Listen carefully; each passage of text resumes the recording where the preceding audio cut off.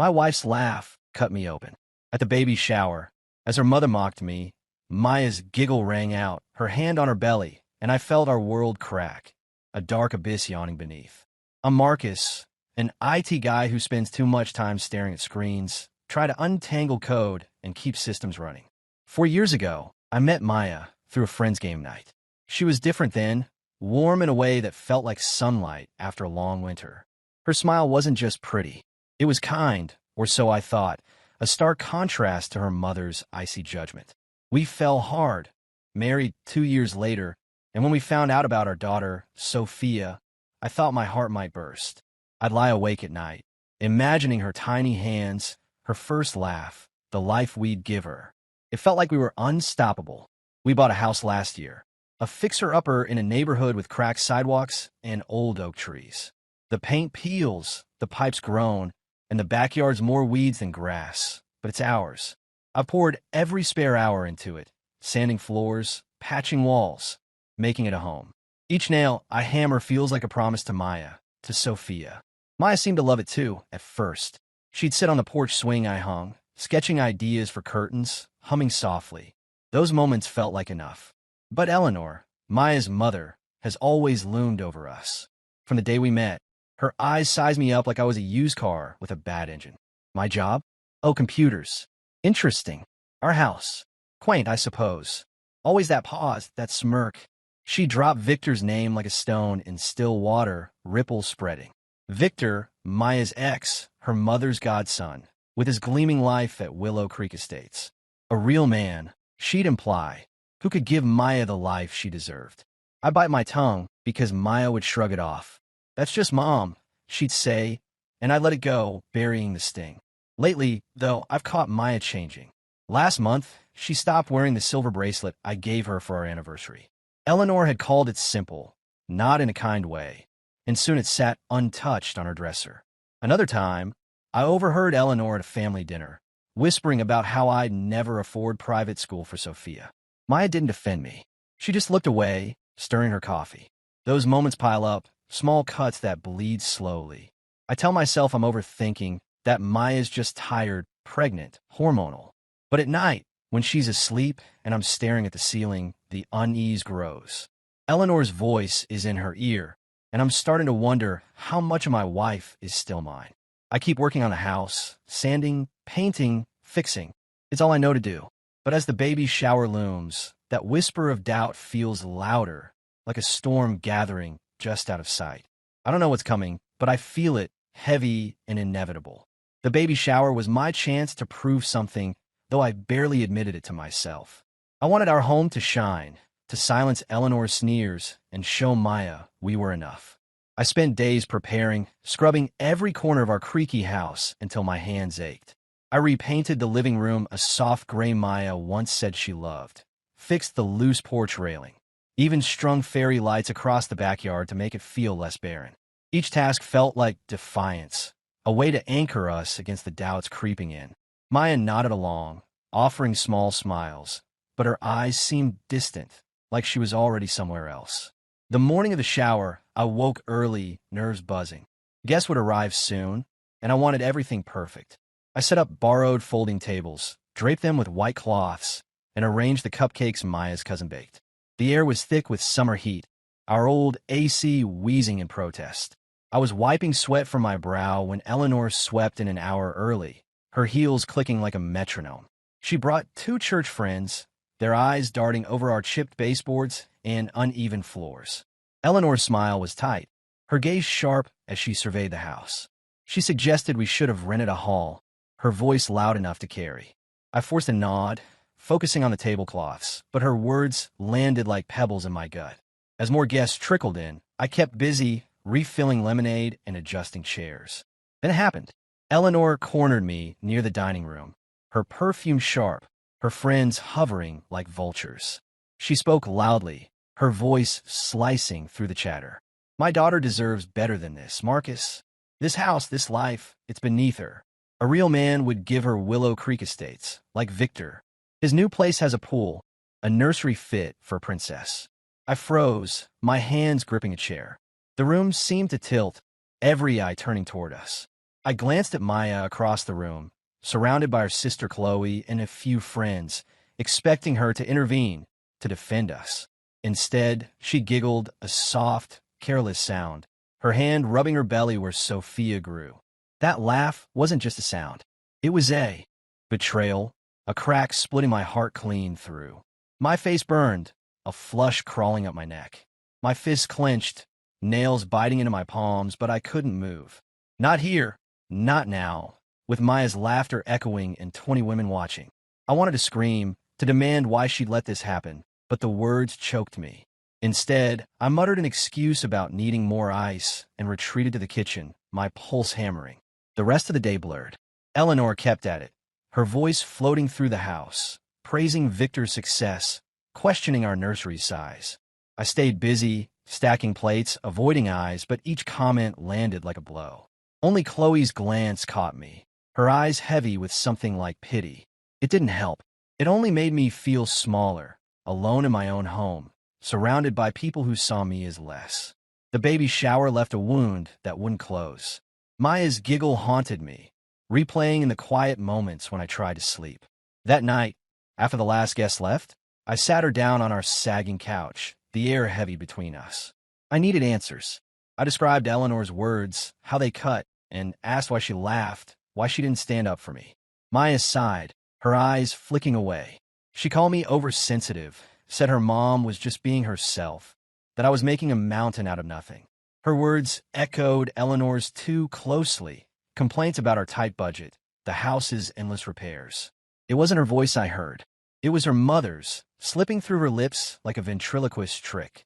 I pressed harder, my voice sharp, but she shut down, saying she was tired, and went to bed. I stayed awake, staring at the ceiling, feeling her slip further away. Over the next days, I noticed things. Maya angled her phone away when I walked by, her fingers quick to lock the screen. Late at night, I caught her texting, her face lit by the glow, a faint smile I hadn't seen in weeks. Once, I saw Victor's name flash on her screen before she silenced it.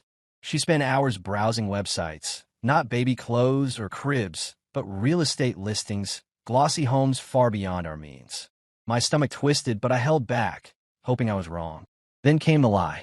Maya said she had a doctor's appointment, a routine check for Sophia. I offered to drive, but she insisted on going alone. Something felt off. I called Chloe, who mentioned seeing Maya at a cafe with Eleanor and Victor, not a clinic. My blood ran cold. I confronted her that evening, my voice steady despite the storm inside. She faltered, then snapped, claiming I was paranoid, that it was just coffee with her mom. But her eyes wouldn't meet mine, and her story frayed at the edges. I couldn't breathe, the betrayal sinking deeper. That night, I did something I swore I'd never do. While Maya slept, I unlocked her phone, my hands shaking with guilt and dread. The messages I found shattered me. Text with Eleanor, plotting to leave me, to start fresh with Victor. Maya wrote she was thinking it over, that Victor's offer promised security, a better life for Sophia. Each word was a knife, carving away the woman I loved. I scrolled until my eyes burned, finding plans for a house, a future without me. The next morning, I couldn't hold it in. I showed her the text, my voice low, trembling with rage. She didn't deny it. Instead, she lashed out, her face flushed. Maybe Mom's right. She spat, her words a final blow. This life, this house, it's not enough. I stood there, stunned, as she grabbed her bag and stormed out, saying she needed space. The door slammed, and with it, something inside me broke. Our marriage wasn't just cracked. It was gone, and I was left holding the pieces, wondering how I'd missed the truth for so long. For 3 days after Maya left, I drifted through the house like a ghost. The silence was deafening, each creak of the floorboards a reminder of her absence. My phone lit up with missed calls, Maya's name flashing alongside Eleanor's, but I couldn't bring myself to answer. Their voicemails piled up, unheard, as I sat on the couch, staring at the half-finished nursery wall I'd painted for Sophia. My anger had burned out, leaving only a hollow ache, a numbness that scared me more than the pain. I felt unmoored, like the life I'd built was slipping through my fingers, and I had no strength to hold on. Then Chloe came. She showed up at dusk, her face pale, eyes red from crying. I braced myself, expecting excuses or blame, but instead, she hesitated, choosing her words carefully. She didn't spill everything at once. She started with small truths, things she'd overheard, moments that gnawed at her. Eleanor's obsession with Victor wasn't new, she said, but had grown darker, more deliberate. Chloe described secret meetings, hushed phone calls, plans whispered when they thought no one listened. She'd caught fragments of scheme, something about ensuring Sophia's future, about cutting me out entirely. Her voice cracked as she admitted her guilt, for staying silent too long, for hoping Maya would see reason. Each revelation landed like a stone, heavy and unyielding, building a picture I couldn't ignore. Eleanor wasn't just meddling. She was orchestrating a betrayal, and Maya was letting her. As Chloe spoke, my numbness cracked. The ache gave way to a cold, focused fury, not the kind that explodes, but the kind that sharpens. I saw it clearly now, the web Eleanor had spun, the way she'd poisoned Maya against me. My wife, the woman I loved, was gone, replaced by someone I didn't recognize. I thanked Chloe, my voice steady despite the storm inside, and she left, promising to keep me updated. Alone again, I felt the weight of what lay ahead, not just loss, but a fight for my daughter, for my life. The next morning, I called Ben, my oldest friend, the one guy who always saw through the noise.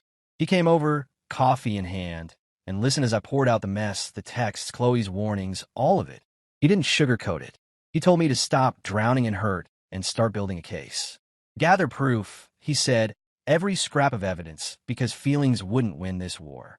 His words snapped something into place. I wasn't helpless. I could fight, not with fists or shouts, but with facts, with truth. I texted Maya that night, my fingers steady on the keys. I needed time, I wrote, and she shouldn't come back yet. I didn't mention Chloe or the plans I'd uncovered. I kept it short, a line drawn in the sand. As I hit send, a spark flared inside me, not hope, but resolve. I was done being the victim. Sophia deserved better, and so did I. The truth was out there, waiting for me to find it, and I was ready to start digging. The spark Ben ignited grew into a fire, steady and unyielding. I woke the next day with purpose, no longer adrift, but hunting for truth.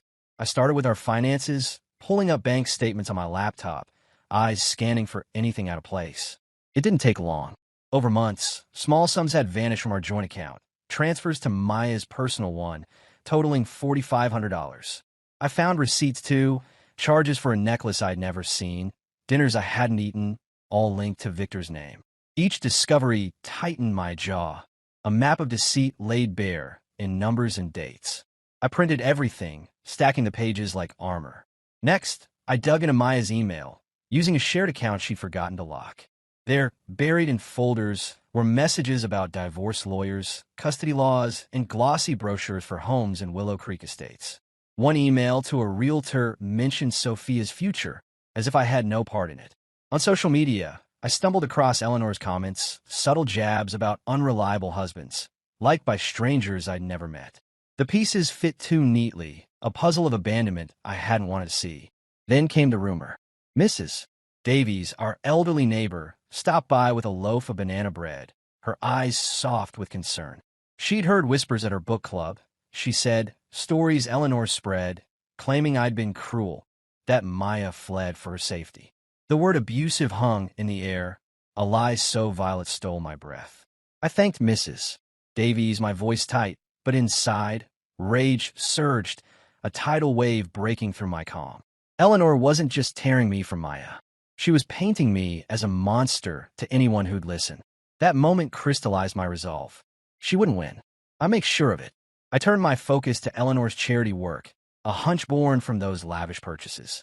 Her church's annual fundraiser, which she'd run for years, seemed too perfect to cover. I reached out anonymously to a local reporter, a guy known for digging into corruption. I shared just enough, vague hints about mismanaged funds, and he took the bait, promising to investigate. It wasn't quick. Days passed with no word, but I kept searching. Chloe helped, slipping me details she'd overheard. She'd caught Eleanor and Arthur arguing late one night. Eleanor demanding he remortgage their paid-off house to fund Victor's failing startup. When Arthur resisted, she threatened to expose a fabricated affair. A lie Chloe swore was pure invention. The cruelty of it stunned me, but it fueled my drive. Finally, the reporter called. He'd found irregularities, nearly $85,000 unaccounted for, tied to Eleanor's signatures, some possibly forged. Chloe's stories and his findings wove together, revealing a woman who didn't just manipulate. She stole, coerced, and destroyed to keep her world polished. I sat back, staring at the evidence piling up: bank records, emails, Chloe's notes. Eleanor wasn't a concerned mother. She was a predator, driven by control, status, and greed, and I held the proof to bring her down. The truth about Eleanor sharpened my focus, a blade honed for what lay ahead. Chloe texted me late one night, her words urgent. Eleanor's church was hosting a gala to honor her years of service, a glittering event packed with the town's elite. The reporter confirmed it, mentioning the mayor and local news would attend. I saw it instantly, the perfect stage to expose her. Not for revenge, but for justice, to ensure she'd never manipulate another soul. The gala became my target, a beacon pulling me through the chaos. I moved quickly, meeting a lawyer recommended by Ben. She was sharp, no nonsense, laying out my options for protecting Sophia and myself. We discussed custody, finances, even slander if Eleanor's lies persisted. I opened a new bank account, transferred my savings, and froze our joint cards, locking down every vulnerability. I changed passwords, backed up evidence to a secure drive, and stored hard copies in a safe. Each step felt like reclaiming ground, building a fortress around my daughter's future. I wasn't just reacting anymore. I was planning. The hardest call came next.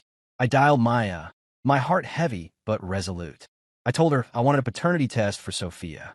The line crackled with her silence, then erupted. She screamed that I'd lost my mind, that I was tearing us apart. Her fury shook me, but her hesitation before answering planted a seed of doubt I couldn't shake. I held firm, saying it was non-negotiable, my voice cold to mask the ache. When she hung up, I felt the last thread of our love snap. Whatever we'd been was dead, and I mourned it even as I steeled myself.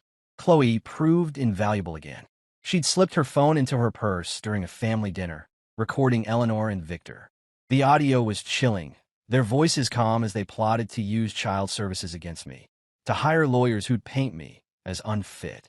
Eleanor laughed, saying I'd crumble under pressure. Victor boasted about his connections, his wealth, as if I were already erased. I saved the file, its weight heavier than any document, a raw confession of their intent to steal my daughter. I needed more than evidence. I needed impact. I studied the gala's guest list, leaked by a contact of the reporter. One name stood out: the church board chairman, a man known for integrity. I crafted an anonymous email, hinting at financial discrepancies tied to Eleanor, attaching a single bank statement as proof. I sent it days before the event, planting a seed of doubt in his mind. It wasn't enough to ruin her yet, but it ensured he'd be watching when I made my move. As the gala approached, I felt a strange calm, like a soldier before battle. I wasn't fighting for Maya anymore, or even for myself. I was fighting for Sophia, for the life she deserved, and I'd tear down Eleanor's empire to give it to her. The gala night glittered with false warmth, a showcase of wealth and piety in the church's grand hall. Crystal chandeliers cast soft light over tables draped in silk, where the town's elite sipped wine and traded smiles. Eleanor stood at the center, radiant in a sapphire gown, her laughter ringing like a bell as she accepted praise. Maya lingered nearby, her face strained, her hand resting on her belly with a forced calm. Arthur sat slumped at their table, his eyes fixed on his glass, while Victor prowled the edges, his smirk sharp, confident. The air buzzed with anticipation, the crowd unaware of the storm I'd brought with me. I waited outside, my breath steady, the weight of my plan grounding me. I'd chosen my moment carefully, timing my entrance for when Eleanor's speech began, when every eye would be on her. I stepped through the doors, my suit pressed, my face a mask of calm. The room didn't notice me at first, but Eleanor did. Our eyes locked across the hall, and her smile faltered, a flicker of fear breaking through her poise. I didn't pause, didn't acknowledge her. I moved through the crowd, my pulse steady, drawn to the church board's chairman, Mr. Hargrove, standing near the stage. He'd read my email, I knew, and his furrowed brow told me he was already uneasy. I reached him as Eleanor took the podium, her voice lilting with practiced charm. I leaned close, my words low, deliberate. I had something he needed to see, I said before they honored her. I handed him a slim folder and a USB drive, heavy with months of evidence, bank records, forged signatures, Chloe's recordings, emails exposing her lies about Arthur, her plot to erase me from Sophia's life. His eyes widened, but I didn't linger. I turned, walking back through the crowd, feeling Eleanor's gaze burn into me. As I passed Maya, her face paled, a hand rising to her mouth, but I kept moving, my steps measured, unbroken. I reached my car as the first ripples hit. Through the open doors, I heard the music stutter, then stop. Voices rose, a murmur swelling into chaos. Chloe texted moments later, her words frantic. "They're reading it now. It's falling apart." I didn't need to see it. I drove away, the night swallowing me, a strange peace settling in my chest. By morning, the fallout spread like wildfire. The reporter's story broke, detailing $85,000 stolen from the church, linked to Eleanor's accounts. The board met in crisis, demanding she repay every cent. Charges loomed, but the social ruin hit harder. Friends of decades turned away. Clubs expelled her. Her name became poison. Arthur packed a bag, moving to his sister's, done with her lies. Victor vanished, his phone off, his promises empty, leaving Eleanor and Maya to face the wreckage alone. My folder had done its work, not just exposing her, but shattering the world she'd built on deceit. 3 days after the gala, Maya appeared at my door, a shadow of the woman I'd married. Her eyes were swollen, her clothes rumpled, a suitcase trailing behind her like an anchor. She spoke in a broken whisper, saying she had nowhere else to go, that Sophia needed a home. I looked at her, searching for the warmth I'd once loved, but found only a stranger, hollowed out by choices she couldn't undo. My heart didn't stir, no anger, no pity, just a cold emptiness. I agreed she could stay, for our daughter's sake, not hers. I pointed to the guest room, my voice flat, and told her our marriage was over. She nodded, tears spilling, but didn't argue, as if she'd known this was coming. The next 6 weeks were a suffocating dance. We lived like strangers under one roof, passing each other with polite nods, our conversations limited to Sophia's needs. I installed a lock on my bedroom door and cameras in the common areas, explaining it was for security. Maya didn't protest, her silence louder than words. She spent her days curled on the couch, staring at nothing, or weeping softly behind closed doors. I heard her once, late at night, whispering apologies to no one, but I didn't soften. My focus was elsewhere, sanding the crib I'd built, painting the nursery walls a pale lavender, pouring my love into the space where Sophia would sleep. Each brushstroke felt like a promise, a vow to be the father she deserved. Sophia arrived early, her cries piercing the sterile hospital air. I stood by Maya's side, not for her, but for the tiny life we'd created. When the nurse placed Sophia in my arms, time stopped. Her small face, her delicate fingers, her breath against my chest, they shattered the walls I'd built around my heart. I wept, not from pain, but from a love so fierce it overwhelmed me. I held her close, whispering her name, feeling the weight of every battle I'd fought settle into meaning. The paternity test came later, confirming what her eyes already told me. She was mine, undeniably, irrevocably. We settled into a new rhythm. Maya moved to a small apartment nearby, and we agreed to share custody, trading Sophia every few days. It wasn't easy, the handoffs awkward, Maya's gaze heavy with unspoken regrets. I didn't care. My world narrowed to Sophia's giggles, her tiny hand gripping my finger, the way she calmed when I rocked her. The house felt alive again, not perfect, but ours. I hung a mobile above her crib, one I'd carved myself, stars spinning slowly. It wasn't much, but it was enough, a foundation for the life I'd build, not just for me, but for the daughter who'd given me a reason to keep going. The divorce papers arrived quietly, a final signature sealing the end of a life I'd once dreamed of. Maya struggled in her new apartment, her days filled with part-time work and the weight of her choices. Eleanor's fall was steeper. She sold her grand home to cover the church's losses, moving to a cramped rental across town. Her social world crumbled, old friends silent, her name erased from the circles she'd ruled. She called me often, leaving voicemails thick with tears, begging to see Sophia, claiming she'd changed. I listened once, her voice trembling, but felt no urge to respond. Arthur found peace at last, living with his sister, free from Eleanor's shadow, his smile softer in the few times we spoke. My life centered on Sophia. Her laughter filled our house, a melody that drowned out the past. I worked hard fixing bugs in code by day, tending to her by night. The house grew with us, the backyard now sprouting a small garden where I planted herbs, imagining Sophia one day picking basil with me. The kitchen still needed new cabinets, the floors still creaked, but it was home, a real one, built on love, not pretense. I'd sit in her nursery, rocking her to sleep, her warmth against my chest a reminder of what mattered. Chloe became family, not just Sophia's aunt, but my friend. She visited often, bringing toys and stories, her bond with Sophia a bright spot in my days. She cut ties with Eleanor, her choice a quiet strength I admired. Mrs. Davies remained a steady presence, her porch chats and homemade pies a comfort. Once, as I pushed Sophia's stroller, she stopped me, her eyes crinkling. "Your girl's got your heart," she said, "kind like you." She mentioned Eleanor had come by, asking about us, and she'd told her to let good people be. I smiled, grateful for her unspoken loyalty. I found peace, not the loud kind, but the steady hum of a life rebuilt. I wasn't ready to date. My focus locked on Sophia, on being enough for her. Eleanor's pleas to see her lingered, a decision I pushed to the future. I let Sophia's needs guide me, not guilt or anger. This journey taught me hard truths about trust that can break, about family that can wound, about lies that hide in plain sight. But it also showed me strength, the kind that grows from standing firm, from choosing truth over comfort. I learned to set boundaries, to value myself, to find joy in small moments, Sophia's giggle, a friend's support, a garden taking root.